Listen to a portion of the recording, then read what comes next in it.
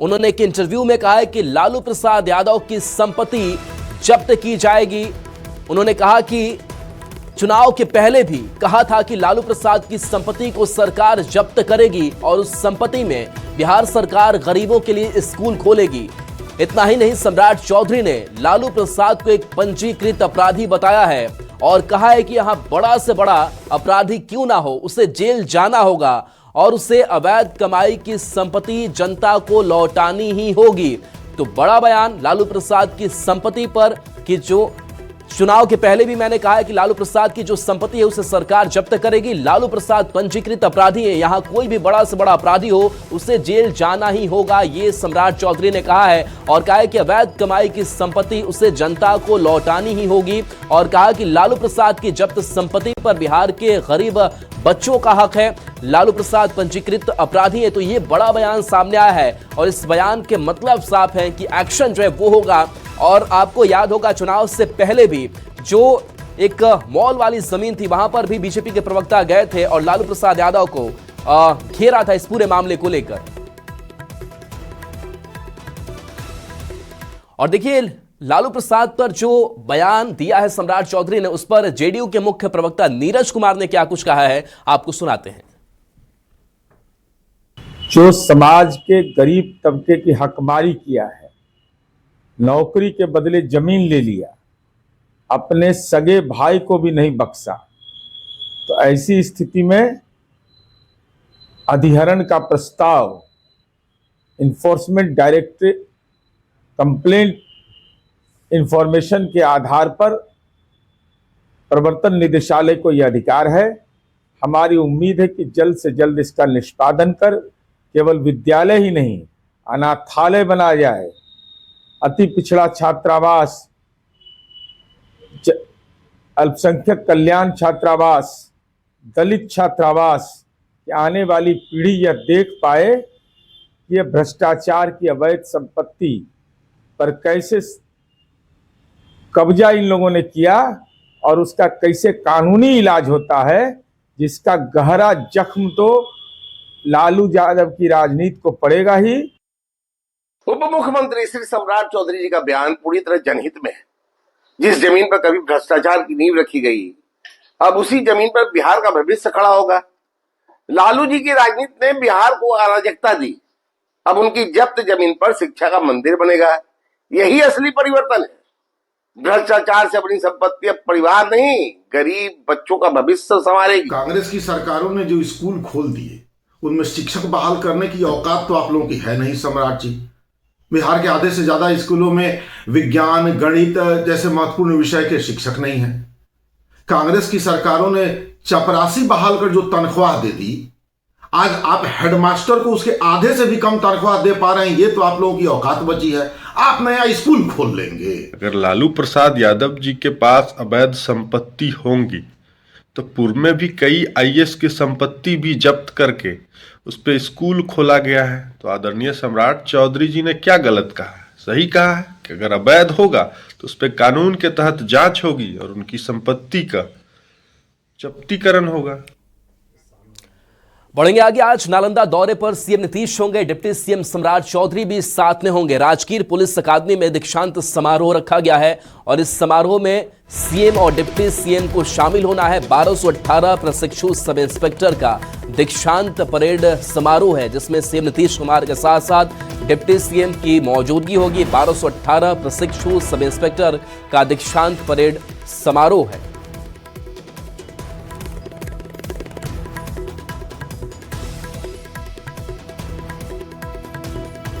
और देखिए न्यूज 18 की खबर का लगातार असर हो रहा है। डीएम त्यागराजन के निर्देश पर खनन माफिया के खिलाफ कार्रवाई जारी है। पटना के पालीगंज महाबलीपुरम के पास छापेमारी हुई है। सोन नदी नहर के पास से बालू लदे 4 हाइबा ट्रक जब्त किया गया है। खनन विभाग और जिला प्रशासन ने संयुक्त छापेमारी की है। रात 12:30 बजे अवैध खनन के खिलाफ एक्शन हुआ है। सभी वाहन मालिक के खिलाफ प्राथमिकी दर्ज की गई है। कुल 36 लाख रुपए आर्थिक दंड लगाए गए हैं। खनन में लिप्त लोगों के खिलाफ सीसीए के तहत कार्रवाई की जाएगी।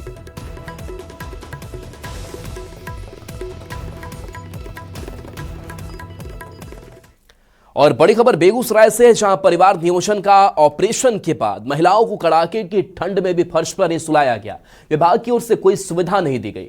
प्राथमिक स्वास्थ्य केंद्र में ऑपरेशन के बाद 21 महिलाओं को ऐसे ही छोड़ दिया गया। हैरानी की बात तो ये है कि इन मरीजों या उनके परिजनों से अवैध वसूली भी की गई है।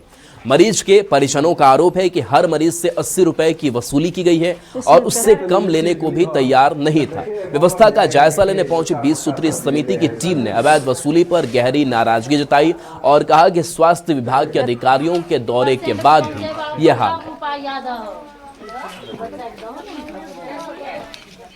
यहाँ पर जो जेंट्स आया है ना 200 रखने के लिए पेशेंट को, वो बोला है कि 80 रुपया फिक्स है, देना ही पड़ेगा। हम लोग बोले कि जो इच्छा है 10-20 लीजिए, तो बोला नहीं 80 रुपया देना ही पड़ेगा। तो हम लोग बोले कि कंप्लेन करते हैं, तो बोला कि जो करना है कर लीजिए, इसलिए कोई दिक्कत नहीं। दिक्कत यहाँ बड़ बिछौना के हेबे न करे, और पेशेंट से रुपया पैसा ले छथिन। गरीब लोग अब ऐसे कथी ले सहारा ले न, कोई भी चीज के सहारा होबे न करते कथी ले। यहाँ पर क्या कहा जा रहा है? पैसा मांगे छथिन पेशेंट के धरनी 80 रुपया। दिलो 5 लाख कते दिलू, 500 दिलू, 1 लाख दिलू। खूब गोसा आए लागले सब हमरा। कितना पैसा दिया आप लोग? एगो के दिलिए 80 गो रुपया दिलिए, एगो के फिर 10 गो दिलिए, एगो के दिलिए 120 रुपया दिलिए, सबके लल्ला दिलिए। आशा के दिलिए आ तक मैडम एगो लेकिन तिनका दिलिए 10 गो, 75 रुपया उम्र रोगी छूटे गेले तकरा दिलिए। क्या कहेंगे, ये तो बड़े शर्म की बात है कि गरीब लोगों से ऊपर चढ़ाने के नाम पे 80 रुपया, 10 रुपया, 100 रुपया वसूली किया जाता है। गांव से गरीब गुरबा लोग आते हैं सरकार की सुविधा लेने के लिए, 200-400 रुपया लाते हैं घर से, जो जाते हैं तो दवाई होगा, खाना होगा, लेकिन उसके बदले यहाँ पे अवैध वसूली की जाती है। प्राथमिक स्वास्थ्य केंद्र भगवानपुर अपने व स्वस्थ दिख रहा है और अवैध वसूली के शिकायत पर पूर्व 15 दिन पहले शनिवार को सिविल सर्जन महोदय एसडीओ साहब आए थे। उसके बाद भी अगर वसूली किया जा रहा है, इसमें प्रशासनिक पदाधिकारी का भी कहीं ना कहीं मिली भगत है। और कुछ चीज़ की कमी है जिनको हम भी प्रभारी चिकित्सा पदाधिकारी को इसकी सूचना देंगे कि इनका अविलंब इस तरह का दिक्कत न हो। इन्फेक्शन की खतरा भी जो है, इन्फेक्शन का खतरा हो सकता है, कभी भी कुछ भी हो सकता है, लेकिन चूंकि हम लोग रहते हैं यहाँ, इसलिए हर चीज़ को देखने के लिए हमेशा। और सिवान से बड़ी खबर, जहां सड़क हादसे में जवान की मौत हो गई। सड़क हादसे में बीएसएफ जवान की मौत हो गई। मधु कुमार को अज्ञात गाड़ी ने रौंद दिया। घटना स्थल पर ही जवान की मौत हो गई। रात्रि गश्ती के दौरान यह हादसा हुआ। संदिग्ध गाड़ी का पीछा करते वक्त रौंद दिया गया। सराय थाना क्षेत्र में पदस्थापित थे तो सड़क हादसे में बीएसएफ जवान की मौत की खबर सामने आई है। रात्रि गश्ती के दौरान यह हादसा हुआ है। गाड़ी को घुमाकर वापस होने ही वाले थे, तब तक एक अज्ञात वाहन के द्वारा पुलिस पार्टी में सम्मिलित BSF-2 डेहरी के जवान मधु कुमार को काफ़ी गंभीर रूप से धक्का मार दिया गया, जिनका इलाज के क्रम में हॉस्पिटल में मृत्यु हो गई है। इस घटना का जांच कर पता किया जा रहा है। और मृत्युंजय हमारे साथ न्यूज़ 18 संवाददाता जुड़े हैं। मृत्युंजय, जो रात्रि गश्ती हो रहा था उस दौरान हुआ क्या, हादसा कैसे हुआ? जी देखिए, ये पेट्रोलिंग गाड़ी कर रही थी। BASP के जवान थे, सराय थाने पदस्थापित थे। रात्रि गश्ती के दौरान इन लोगों का लगा कि ये गाड़ी सस्पेक्टेड आ रही है। जैसे सिवान SP से भी हमारी बातों में साफ तौर पे कहना है कि एक सस्पेक्टेड गाड़ी का लोग पीछा कर रहे थे। पीछा करते हुए पीछा करने के दौरान एक टी पॉइंट पड़ता है, वहां से अपना वाहन लेकर भाग गया। चूंकि ये जो पीछा कर रहे थे तो फिर ये दूसरा थाना वहां से स्टार्ट हो जाता है। लिहाजा ये सब अपने गंतव्य स्थान यानी फिर अपने थाना क्षेत्र में आने के लिए जब गाड़ी का मूव कर रहे थे, तभी अपोजिट साइड से आ रही है वाहन ने इन्हें कुचल दिया, जिससे गंभीर रूप से घायल हो गए। मौजूद जो भी वहाँ पे अधिकारी थे उन्हें इलाज के लिए सिवान सदर अस्पताल लाए, लेकिन रास्ते में उनका दम तोड़ दिया गया। अब सिवान पुलिस पूरे मामले की तहकीकात कर रही है। सीसीटीवी फुटेज खंगाली जा रही है या फिर कौन वाहन था, कौन वाहन का पीछा किया जा रहा था। चूंकि फॉग कुहासा काफी था, कुहासा की वजह से वो लोग नंबर भी नहीं देख पाए थे कि आखिर किस वाहन का लोग पीछा कर रहे थे, और पीछा करने के दौरान सारी घटनाएं हुई है। फिलहाल सिवान के पुलिस पूरे मामले की जांच कर रही है कि घटना घटी है तो कैसे घटी है और कौन सा वाहन है जो उन्हें कुचलकर फरार हो गया है। वाहन की जांच किया जा रहा है, सीसीटीवी खंगाली जा रही है ताकि जो वाहन है उसको पता किया जा सके आखिर वो वाहन का स्वामी कौन है, वो किसके नाम से वाहन था। जी शुक्रिया मृत्युंजय इस अपडेट के लिए आपका। खबर गया जिससे, जहां औरंगाबाद के सिसोबिघा गांव के पास सोमवार को अपराधियों ने बाइक सवार भाई बहन को लूटपाट के दौरान गोली मार दी, जिसमें विकास कुमार और वंदना कुमारी घायल हो गए। वंदना जीविका का एग्जाम देने गई थी और लौटते समय 3 अपराधियों ने उन्हें रोका, सोना चांदी और पैसे की मांग की। पैसे न होने पर गोली चला दी गई। दोनों को मगध मेडिकल अस्पताल रेफर किया गया। फिलहाल दोनों खतरे से बाहर हैं। पुलिस अपराधियों की तलाश में जुटी हुई है। एग्जाम देने गया, वहीं से लौट के आ रहे थे। अनुग्रह नारायण से बाइक मंगवाए थे बगल का भाई से, और उसी पे हम लोग जा रहे थे। फिर रास्ता में गाड़ी रुकवा दिया, रुकवा के बोला कि हम लोग को सोना चांदी पैसा कौड़ी दो। हम लोग बोले कि गरीब आदमी है कहाँ से देंगे। इतना ही में मेरा भाई का गोली मार दिया। लूटपाट करना हाँ, हमने मतलब बोला है कि जितना पैसा कौड़ी है तो दे दो। हम कहे कि हम लोग गरीब आदमी कहाँ से देंगे। बड़ी खबर नालंदा से है, जहां लहेरी थाना क्षेत्र निवासी मोहम्मद अतहर हुसैन की नवादा में लूटपाट के दौरान पीट कर हत्या कर दी गई। घटना नवादा जिले के रो थाना क्षेत्र अंतर्गत रो भाटा के पास हुई। जानकारी के अनुसार फेरी से लौटते समय साइकिल पंक्चर होने पर बदमाशों ने उनका नाम पूछकर लूटपाट की और विरोध करने पर बेरहमी से हमला किया। गंभीर हालत में अस्पताल ले जाते समय उनकी मौत हो गई। इस मामले में मृतक का मौत से पहले का बयान भी सामने आया है। पुलिस ने 10 नामजद अभियुक्त बनाए हैं, जिनमें 4 की गिरफ्तारी हो चुकी है। आ रहे थे, पंक्चर हो गया साइकिल, तब कुछ लोग वहाँ पर आग ताप रहे थे। फिर पूछे कि साइकिल पंक्चर का दुकान कहीं पर है, तो नाम पहले पूछा गया। फिर अपना नाम बताएं, मोहम्मद अतहर हुसैन। उनके बाद सबसे पहले बोले कि ठीक है, था तो पूरा टोबा टोबी करे लगा कि क्या क्या तेरे पास है देख लाओ। तब पैसा 5,000 रुपया था इसके पास, और कपड़ा था, साइकिल था, वो सब छीनने लगा। तो अपना बोलने लगा कि ये सब क्यों कर रहे हैं, तो उसको लपड़ थप्पड़ मारने लगा। इतनी लपड़ थप्पड़ करने के बाद इतनी बुरी गत से उसको मारा है। दिनांक 5/12/25 को एक घटना घटी थी, जिसके संबंध में जानकारी मिली कि ग्राम भट्टा थाना रो में एक व्यक्ति को मारपीट किया गया है और छीन छोड़ किया गया है, जिस संबंध में रो थाना कांड संख्या 413/25 दर्ज किया गया और 10 नेम्ड व्यक्ति के विरुद्ध दर्ज किया गया था, जिसमें से 4 की गिरफ्तारी अब तक हो चुकी है और जो व्यक्ति इलाजरत थे उनके इलाज के दौरान मृत्यु हो गई है। औरंगाबाद के हसपुरा में अतिक्रमण हटाने के लिए बुलडोजर अभियान चलाया गया। बाजार से लेकर बस स्टैंड तक सरकारी जमीन पर बने अस्थायी और अस्थायी ढांचे हटाए गए। इस कार्रवाई में बड़ी संख्या में पुलिस बल तैनात किए गए।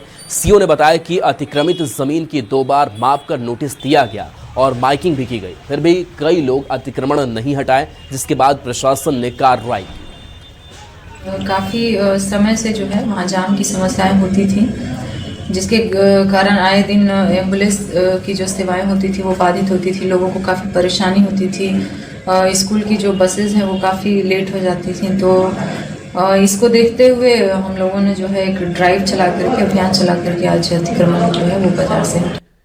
बिहार में लगातार बढ़ती ठंड के बीच घना कोहरा राजधानी पटना और मैदानी जिलों में दिख रहा है, जिससे यातायात प्रभावित हो रहा है। पटना के अटल पथ पर सुबह विजिबिलिटी केवल लगभग 150 मीटर थी। मौसम विभाग के अनुसार अभी कड़ाके की ठंड नहीं पड़ी, लेकिन 20 दिसंबर के बाद पूरे राज्य में ठंड और बढ़ सकती है।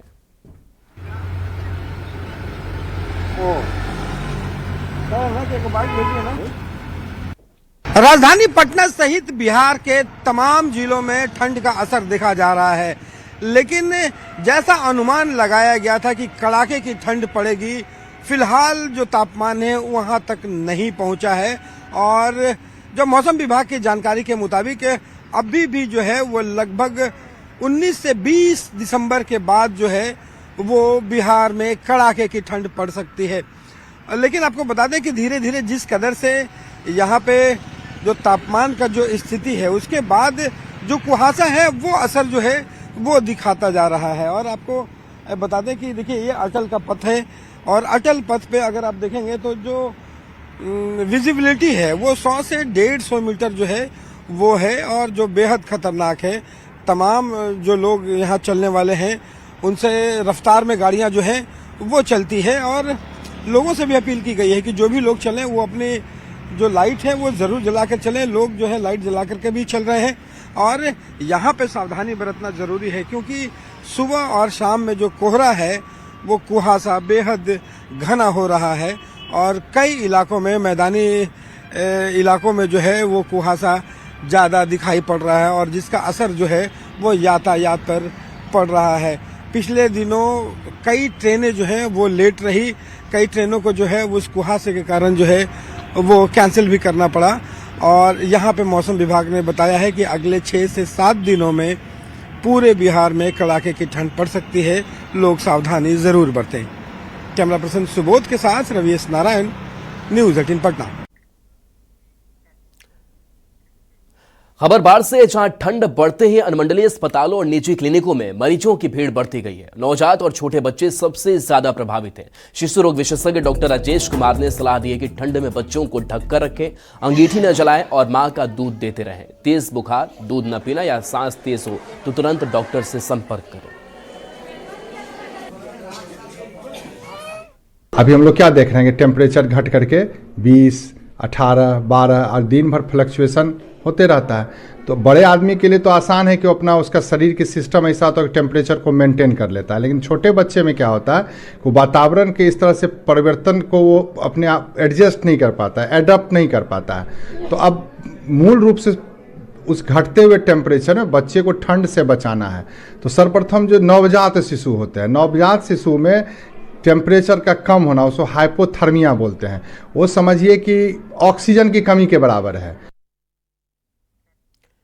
गोपालगंज के लोगों को आज ठंड से थोड़ी राहत मिली है। सुबह से धूप निकली हुई है और लोग ठंड से राहत महसूस कर रहे हैं। मौसम साफ होने से सुबह सवेरे रोजमर्रा के कामकाज पर लोग निकलने लगे हैं। वहीं पोल्यूशन का स्तर भी अन्य दिनों के मुकाबले कम रिकॉर्ड किया गया है। मौसम विभाग की माने तो आने वाले दिनों में लोगों को ठंड से राहत मिल सकती है। गोपालगंज के लोगों को मौसम ने आज थोड़ी राहत दी है क्योंकि आज सुबह से ही धूप निकली हुई है। वहीं दूसरी तरफ पछुआ हवा नहीं चलने और तापमान में हल्की बढ़ोतरी होने से ठंड से थोड़ी राहत मिली है। गोपालगंज के ये कलेक्ट्रेट रोड की तस्वीर है जहां पर सुबह सवेरे धूप निकलने की वजह से जो लोग हैं वो सुबह से ही रोजमर्रा के कामकाज पर निकल रहे हैं। तस्वीरों में आप देख सकते हैं कि आज किस तरह से मौसम साफ है। और पॉल्यूशन की बात करें तो आज पॉल्यूशन का स्तर भी थोड़ा कम हुआ है। हालांकि अभी भी पॉल्यूशन का स्तर खराब श्रेणी में है, लेकिन पिछले दिनों के मुकाबले आज थोड़ी राहत मिली है। ऐसे में लोग आज मौसम की वजह से राहत महसूस कर रहे हैं और जिस तरह से सुबह से ही लगातार धूप निकली हुई है और हल्की गुलाबी ठंड पड़ रही है, इससे लोगों को एक बार फिर से राहत मिली है। मौसम विभाग की माने तो आज से तापमान में हल्की बढ़ोतरी दर्ज होगी और लोगों को ठंड से थोड़ी राहत मिल सकती है। गोविंद कुमार, न्यूज़ 18 गोपालगंज। राजधानी पटना समेत बिहार के कई जिलों में हवा जहरीली हो गई है। पटना के कई इलाकों में AQI 250 से ऊपर पहुंच गया है, जबकि कुछ क्षेत्रों में 300 तक रिकॉर्ड किया गया है। प्रदूषण नियंत्रण बोर्ड के अनुसार पटना, हाजीपुर, समस्तीपुर और बक्सर ऑरेंज श्रेणी में है, जो खतरनाक माना जाता है। राजधानी पटना सहित बिहार के 7 ऐसे जिले हैं जहां पे एयर पोल्यूशन जो है इतना ज्यादा हो गया है कि वो ऑरेंज श्रेणी में जो है वो पहुंच गया है। और आपको बता दें कि एयर क्वालिटी इंडेक्स जो है वो लगातार जो है वो बढ़ा है, जिसके कारण पॉल्यूशन की जो स्थिति है वो बेहद गंभीर जो है वो बन गई है। आपको बता दें कि राजधानी पटना के ही जो कई इलाके हैं, अगर सचिवालय का इलाका बताएं तो यहाँ पे एयर क्वालिटी इंडेक्स जो है वो लगभग 250 जो है वो पार कर चुका है। वेटनरी कॉलेज जो है वहाँ का जो एयर क्वालिटी इंडेक्स है वो लगभग 340 जो है वो पिछले दिनों जो है वो पार कर गया। उसके साथ साथ अगर गांधी मैदान का इलाका को अगर देखें तो वहाँ भी जो है एयर क्वालिटी इंडेक्स जो है वो काफ़ी ख़राब जो है हुई है। तो यहाँ पे आपको पता है बक्सर का ज़िला हो, समस्तीपुर का ज़िला हो, हाजीपुर हो, ये तमाम ऐसे शहर हैं जहाँ पे एयर क्वालिटी इंडेक्स जो है वो ऑरेंज जोन में बता रहा है। और ये ज़रा देखिए घंटाघर जो मुख्य सचिवालय है मुख्यमंत्री का, यहाँ मुख्य सचिवालय के ठीक सामने जो एयर क्वालिटी इंडेक्स के लिए जो लगा है आंकड़ा, यहाँ भी लगभग 250 जो है वो पार कर चुका है। ये बेहद गंभीर स्थिति है और बताया जाता है कि जहाँ पे भी आंकड़े जो है 200 से 300 के बीच और 250 के लगभग, वो शहर जो है वो ऑरेंज श्रेणी में जाते हैं, जो बेहद खतरनाक माने जाते हैं। यहाँ पे डॉक्टर भी जो है वो लगातार ये हिदायत दे रहे हैं कि मास्क पहन के निकले, और इससे लेकर के लगातार जो एयर पोल्यूशन कंट्रोल बोर्ड जो है वो लगातार जो है वो कोशिश कर रही है, सरकार इस बात की कोशिश कर रही है पोल्यूशन कम किया जाए, लेकिन लोगों को भी हिदायत दी जाती है कि वो भी जो है वो सावधानी जरूर बरतें। कैमरा पर्सन सुबोध के साथ रवि एस नारायण, न्यूज़ 18 पटना।